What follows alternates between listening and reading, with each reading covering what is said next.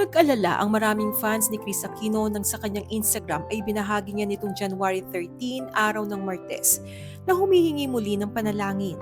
Hindi daw siya makatulog sa sobrang nerbiyos at tumaas ng gusto ang kanyang blood pressure. Samantala, sa gitna ng katahimikan ng isang ospital, muling humarap si Chris Aquino sa isa na namang laban na hindi nakikita ng maraming tao. Hindi ito eksena sa pelikula, hindi ito scripted. Isa itong totoong kwento ng isang ina, isang babae, at isang icon na patuloy na nakikipaglaban sa kanyang kalusugan. Sa kanyang Instagram story, ibinahagi ng Queen of All Media ang dahilan kung bakit naantala ang kanyang nakatakdang medical procedure. Tumaas ang kanyang blood pressure at ang ugat nito, matinding kaba at migraine.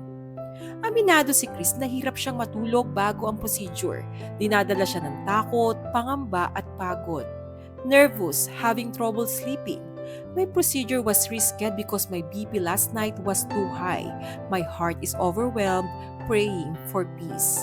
Kasabay nito, ipinakita niya rin ang IV fluid na nakakabit sa kanyang kamay. Isang paalala na ang laban ay tuloy-tuloy. Isang simpleng mensahe pero ramdam ang bigat na emosyon. Ang takot na kahit ang pinakamatapang ay nararamdaman. Nag-post si Chris ng isang litrato.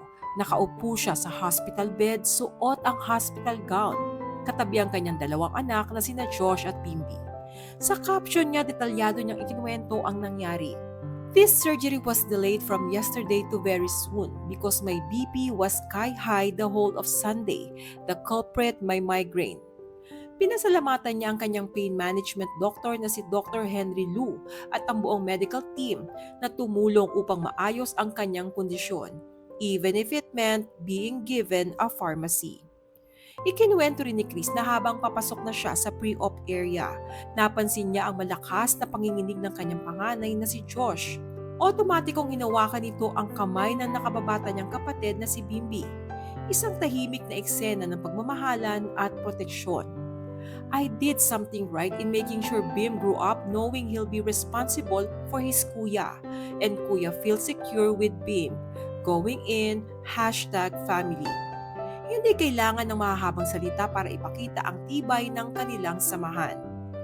Matatandaan noong January 11, isang Facebook fan account ang naunang nagbahagi na si Chris ay sasailalim sa isang minor operation at humiling ng panalangin mula sa lahat. Hello everyone! Our Queen of All Media, Chris Aquino, will be undergoing a minor operation this Monday. Isang panawagan ng pananampalataya at pag-asa para sa isang iniidolong patuloy na lumalaban.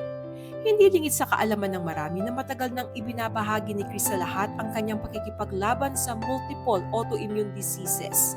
Noong 2022, lumipad siya patungong Amerika para sa masinsinang gamutan. Noong 2024, bumalik siya sa Pilipinas.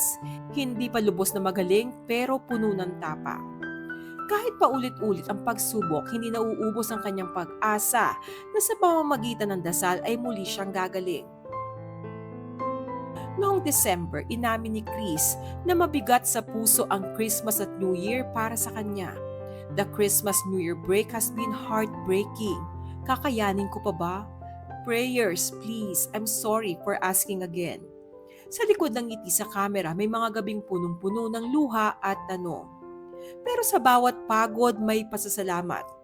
Pinili pa rin ni Chris na magpasalamat para sa kanyang mga anak at sa kanyang medical team at sa mga taong hindi siya iniwan sa laban. Maraming bago in 2026 sa buhay ni Bim at buhay ko. Ayon sa kanya, buhay siya dahil sa mga dasal ng mga taong hindi man niya personal na kilala pero itinuturing siyang pamilya. At sa huli, isang matapang na pahayag ang iniwan niya sa mundo. My body is at its weakest but my spirit is still fighting. Isang paalala na kahit ang katawan ay nanghihina, ang loob ay patuloy na lumalaban. Get well soon, Miss Chris Aquino.